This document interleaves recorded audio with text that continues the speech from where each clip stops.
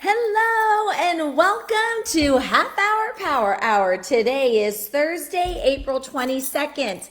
I can't believe that we are already in the month of April. We are starting the second quarter of the year. The beautiful weather here in California is amazing, and we're so blessed to live here.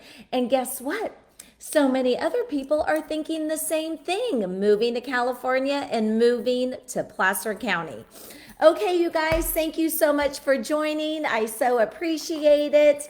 And we are actually on segment 2, episode 2 of Half Hour Power Hour series. We are in the buyer series.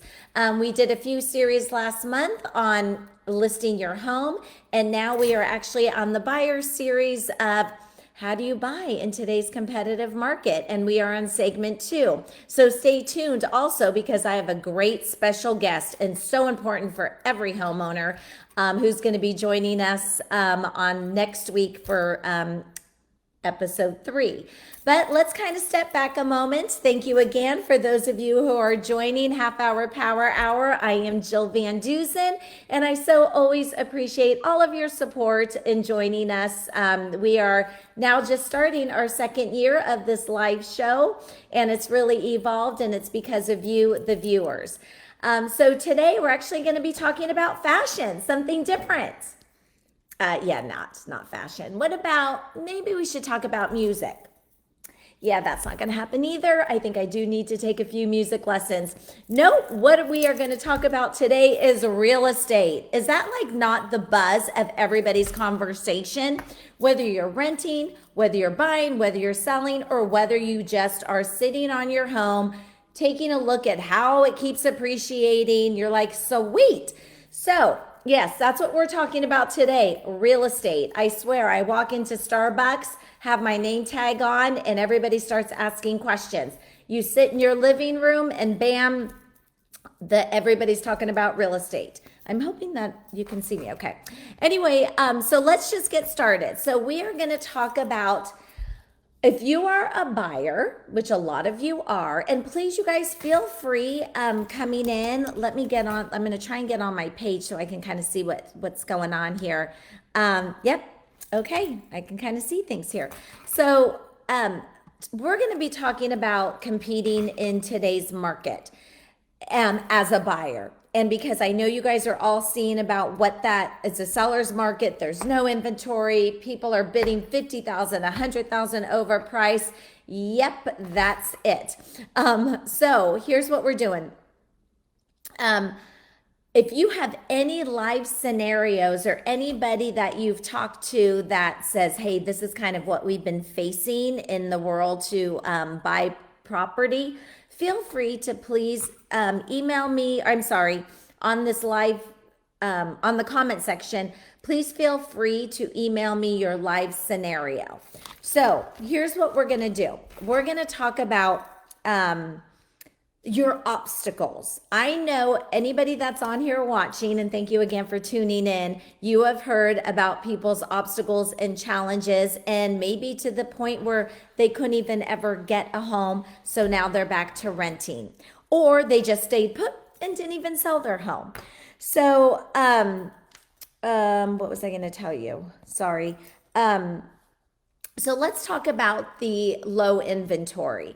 So right now, there is no inventory in our market today, as most people know. So that's what's creating the challenges. But I do want to step back for a moment. Last week, we talked about the pre-approval process, and it's super duper important to go ahead and look into, make sure you're with the right lender for pre-approval. You've got to do that before you actually even start looking for homes, because there's no point of doing that. Then when we talked about last week, we are actually, a lot of people on the buying side they don't want to buy right now because they're like, oh, we're in a bubble, just like we were in the 2000s, so I'm just going to sit and wait. No, you guys, we are in a bonfire. We are so not in a bubble. So what does that mean? We're in a bonfire, not a bubble. Okay, think about this right now. in the early to mid 2000s, that was a whole lending industry issue. People, they were giving loans left and right. I can say, hey, I make $1 million, and they'd be like, okay, here's your loan. So many people unfortunately lost their homes. That is not the real estate condition that we're in today. So as a buyer, if you're sitting back going, oh my gosh, I don't want to compete, we're in a bubble, I just want to wait. Well, actually, you really don't know if you've made that right decision until it's over, until the time is over. So some of you, even last year or a year and a half ago, that saw the prices appreciating, were just sitting back going, you know what, I'm just going to wait until they decline. You guys, that's not happening right now unless we get into some Mother Nature event or a war that could change everybody's lives. But today, if we're talking about today's real estate market, we are now creating a baseline. And I really want you, for those of you sitting back going, oh my gosh, I don't know if I should buy, think about this right now. We are not in the same market that we were in the early 2000s to mid 2000s. We are creating a baseline, and homes are starting to appreciate. To create that baseline, and they're going to continue because of low inventory, low interest rates, and people are coming up to buy here from the Bay Area. So let's take, for example, 30 years ago. And I know for some of you, 30 years ago sounds like a very long time. And that's pretty much the length I've pretty much almost been here in Rockland.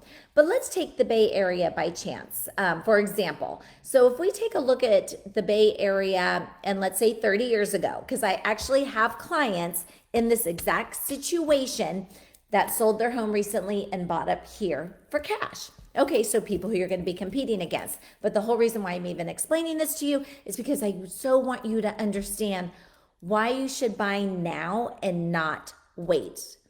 Really, why should you buy now and not wait? So for example, 30 years ago, people went and bought a home in, let's say, the Bay Area. Let's take San Mateo County, for example. 30 years ago, they bought a home, 300,000 to 400. That's expensive, very expensive 30 years ago. Well, guess what? They just now sold their home for $2.5 million to $3 million. All right, that baseline of going into the million spot happened a few years back. So a baseline was created in the Bay Area, and it might fluctuate a little bit higher, a little bit lower, but the baseline was no longer $400,000.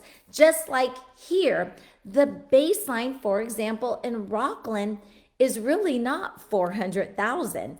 The baseline is probably closer to 500,000 or 600,000 on an average and moving up.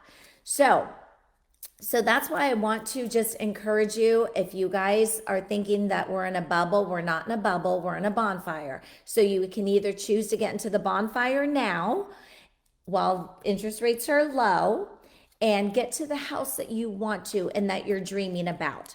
All right, so with that said, let's talk about the interest rates, because if we have heard interest rates are most likely going to go up. So what does that mean for you? That can actually change your price point. Depending on how far up the interest rate goes, it could change your price point. So for example, if you're looking in Rockland and you're at 600,000, that's like your maximum price point.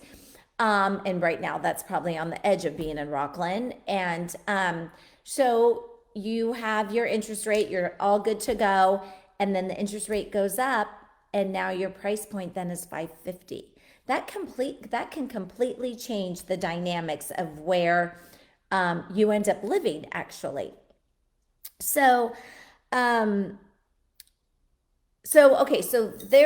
my whole point of, if you're thinking of buying, this is why you should buy today. Everybody's circumstance is unique. Everybody's circumstance is different. For example, one of the obstacles that people are facing now is they do want to put their home on the market and they do want to sell. They may want to downsize, they may want to upsize, but they have no replacement property. So that's another obstacle. So if you guys have any specific situations, if you're just joining, you know of a buyer, or you are experiencing an issue yourself, please put that here in the comment section, because let's address these. If somebody has like a personal obstacle, let's talk about it and let's see if we can find a solution for you in today's hot seller's market and tough for buyers because of low inventory. So, for example, and if everybody has a specific plan that's unique to them, so feel free to give me a call also anytime, and we can talk about your specific goals and your plan to get you into the market. So feel free also to call me about that as well. So let's get back to one of the obstacles which I hear quite frequently, and this is actually going to lead me to talk about off-market listings. So for example, in MLS, we have 40 listings in Rockland today. Yep, 40 as of right now. And there's more pending than for sale. So a lot of the people that are sitting on their home going, yes, I want to sell, but what do I do to find a replacement property? Well, there's a couple of things actually that you can do. Number one is you can put your house on the market. We would love it that you do. And it's contingent upon you finding a replacement property. And I promise you, there will still be a line of buyers being okay, saying, yes, find the whatever time you need to find your replacement property, I still want to buy your house. If sellers would continue to do that, the inventory would increase, allowing you, a seller, to have more options for a replacement property, and B, other buyers who don't have a home to sell, that they also can go ahead and buy. So then so that's one of the things as far as a replacement property. But then people say, well, yes, it's contingent upon me finding a replacement property, but will a seller accept a contingent offer? And you guys, that is the big question. Will a seller take a contingent offer? And it's very tough in this market, I will tell you. And it's that's a tough one. And people do, depending on the circumstances, depending on the next seller's circumstances.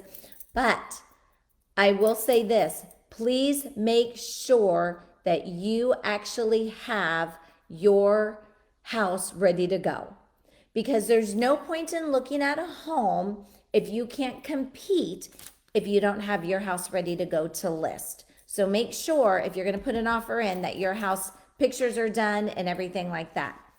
Or what you can do, and there's actually two other options for this particular obstacle. And this is actually good too for the buyer's side. So listen up, because this is really for the buyer, even though we're talking about the sellers for a moment, because we do want the sellers to get off the fence, list your home, contingent upon you finding a replacement property. So what about also is buying not contingent upon finding a replacement property?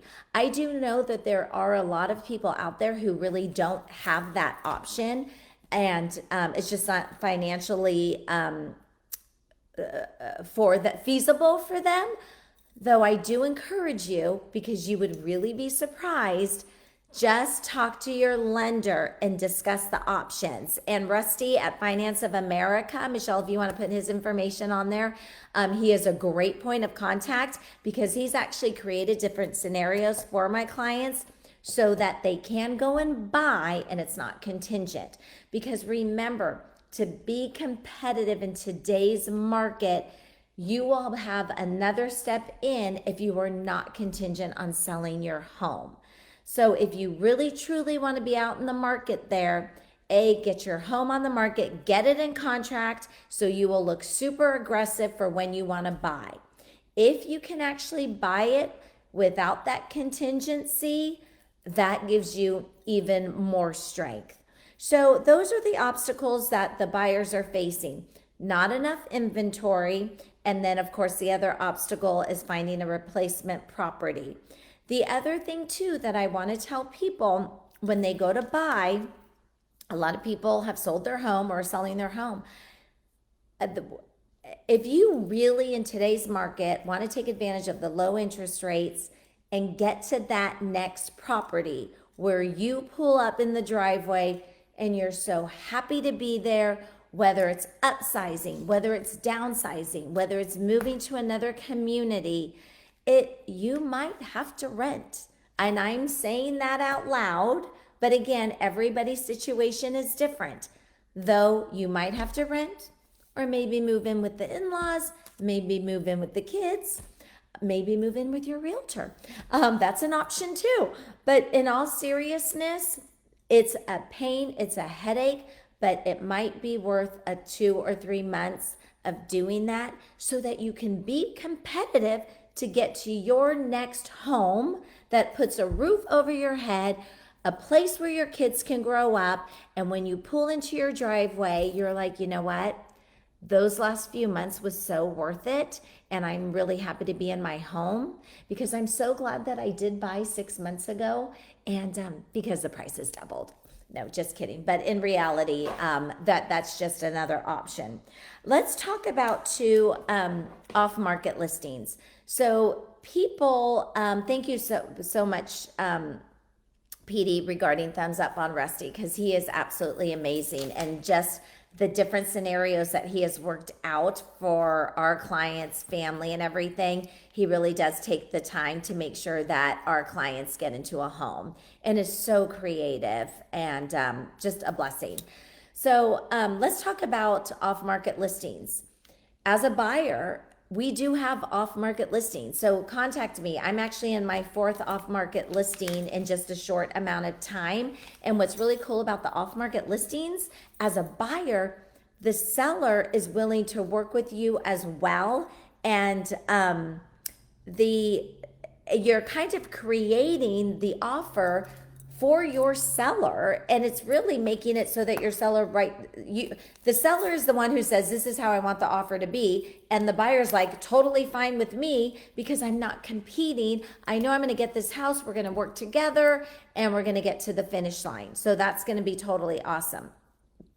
The other thing is with off-market listings, if you're actually if you are thinking of listing your home, contact me that way as well, because I do have some clients who would so help to get an off-market listing.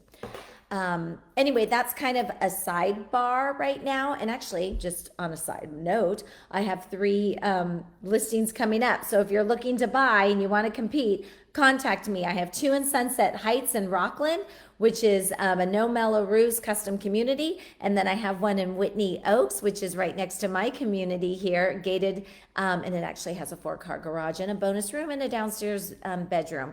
So 2 of my new listings coming up have a pool, and they're all in amazing condition. So they're anywhere from $695 to the $800 mark. So if you guys have a buyer, have your agent give me a call, or if you're a buyer looking, I have 3 right now, and then I have 1 in Loomis as well. So call me so we can, if the number's right, we can do an off market. Anyway, so those are the things too.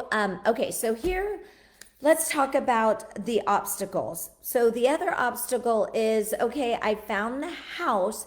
How am I going to get my offer accepted? All right.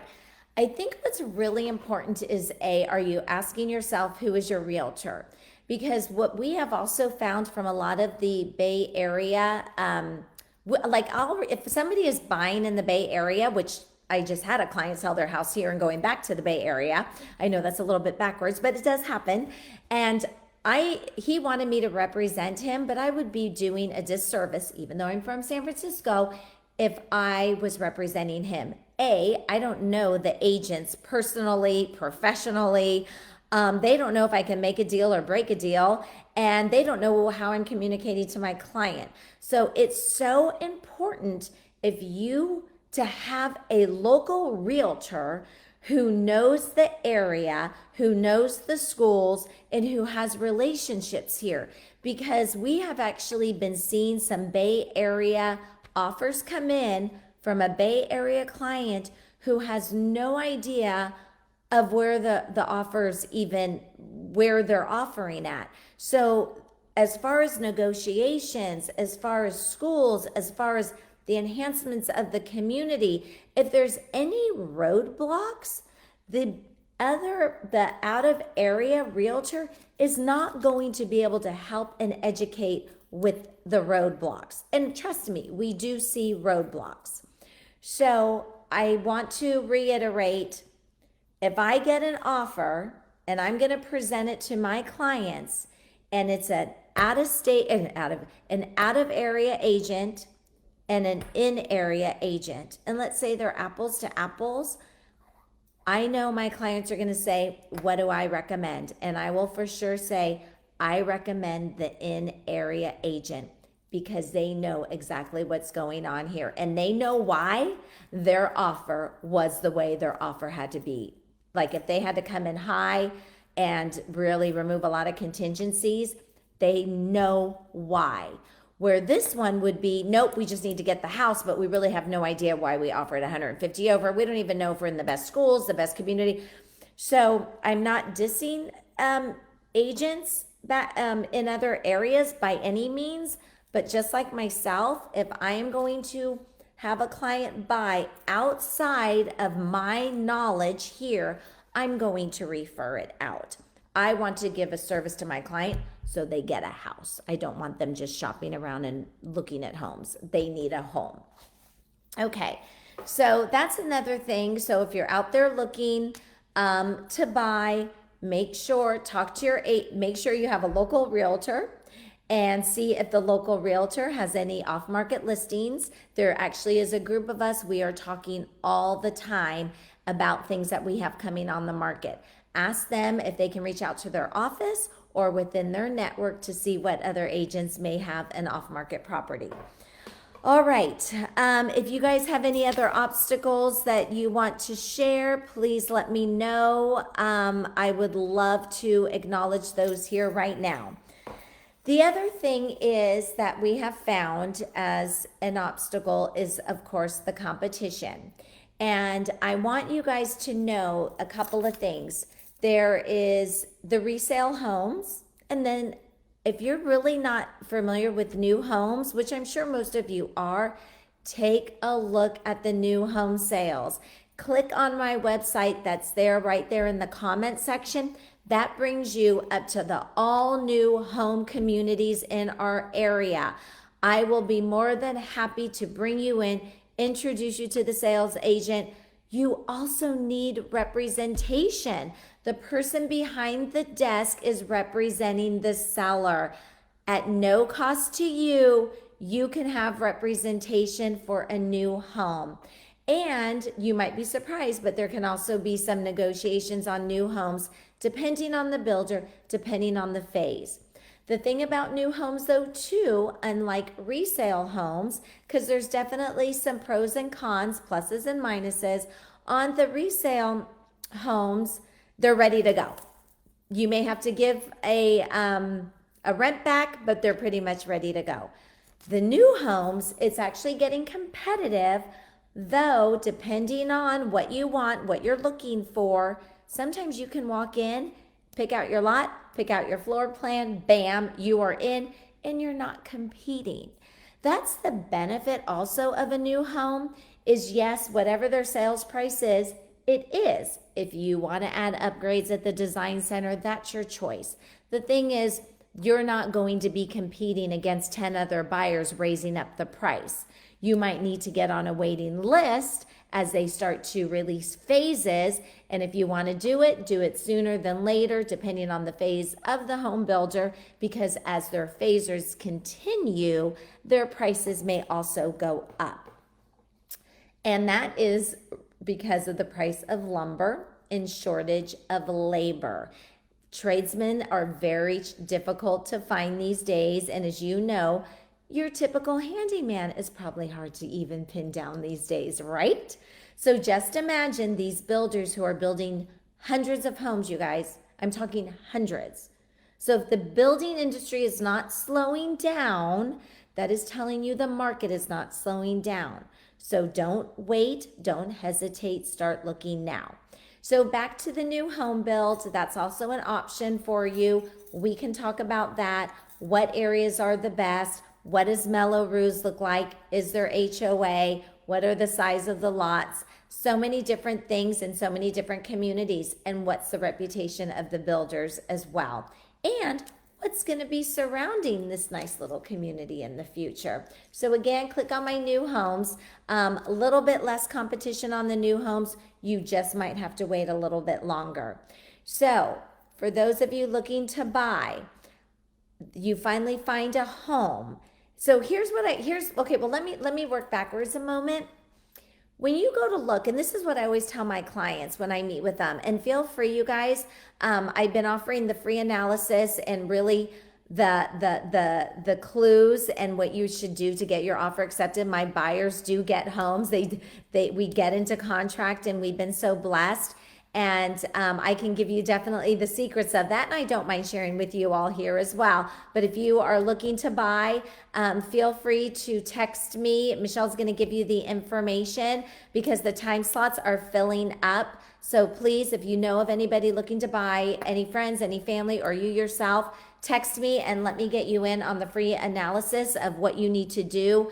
And we're actually going to talk about really starting at what your perfect world scenario is and what we can do together to get to that perfect world scenario, even with low inventory, because there's things that we need to do to react quickly. So even with low inventory, once I take a look at what your perfect world scenario is, take a look at your time frame, then I'm also going to take a look and talk to other people in our office, throughout our brokerage, throughout different brokerages here with all the relationships I have with these amazing realtors in our area. The really cool thing that Keller Williams has, it's called RE Harmony, Real Estate Harmony. And what we are doing is we are actually going on our own intranet website, sharing what we have coming up. So I can see what people in our broker's office has coming up. So it's the new eHarmony. So we're not pairing up people, we're pairing up people who have homes, who want to sell and who want to buy. So these are just different things that we are all trying to do in today's competitive market so that the buyers can get a home. So if you're thinking, well, no, I still think we're in a bubble. Well, let me tell you this. People are still offering above asking, and we're still competing against 9, 10, 12, 15, 20 plus offers. So what does that tell you? Let's say 10 people make an offer on a home and they bid it up $50,000. That home closes. Now that value for that neighborhood has gone up another $50,000. So now where are you in that playing field? And now there's 9 people who are still out of homes. So now you go to compete against the next home, but now that just played up to another $50,000. So these are all the things that we should be discussing and taking a look at those obstacles and what can we do to the best of your ability to make sure that we can get through them. And it may be taking a look at your perfect world scenario, but maybe not in the Whitney Oaks $1 million community. Maybe we need to go into the beautiful Sunset Heights custom community and be in a little bit lower price range, but be able to bid up and still get that 3,000 square foot home with a pool. So again, there's obstacles. Yes, I get it, but there are so many creative ways that you can get that home in today's competitive market and get your offer accepted so that in less than 30 days, you pull up, you push the remote on your garage and you pull into your home and you walk into your big, lovely kitchen that you are going to cook in your double oven, a great meal. Anyway, so I just want to let you know there is a possibility, even if you're renting, stop paying rent. Do you guys know today to get a 2-bedroom apartment is about $2,200 in Rockland? That doesn't even come with a garage. It comes with a carport. $2,200. So you guys can do it. If you're paying that much in rent, let's talk. Let's get a program together for you so you can own your own home, People are paying over $3,000, $4,000, $4,500 renting a home. If you can do that, start putting money towards your own mortgage, your own investment, and your own tax benefit versus paying for somebody else's. So those are all things we can talk about. We can take a look at your financial scenario. Again, call or text me so we can, I know the slots are filling up, but I want to help you. I want to help you get into a home. Rockland, Roseville, Lincoln, Sacramento. Call me. I can help you. Even Folsom. I love Folsom Lake. There's just great benefits here living in Sacramento, Placer County, and El Dorado County. And hey, the Bay Area people are moving up here. They want to get into a home, and I can show you locals how we can compete. And if you are coming up from the Bay Area, I have some great listings right now coming up, and might be able to do an off-market sale either way. All right, you guys, so thank you so much. We've run out of time. I so appreciate you joining Half Hour Power Hour. And guess what? Next week, segment 2 on the buyer side.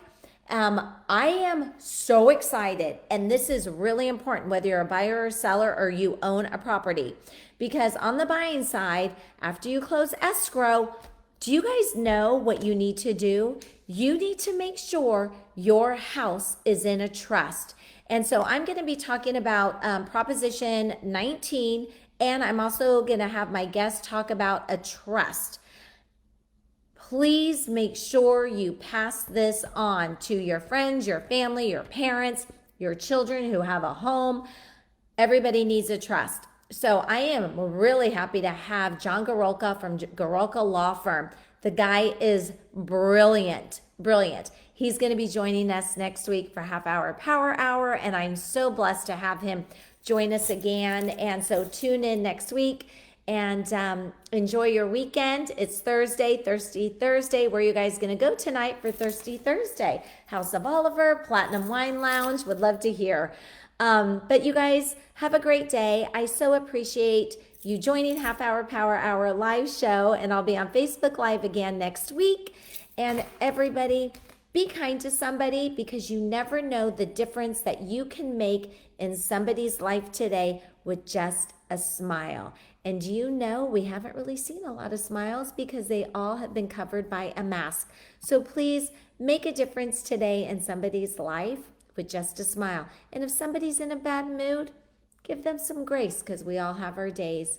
All right, you guys, great to see you. Thank you for joining, and I'll see you next week. Bye-bye.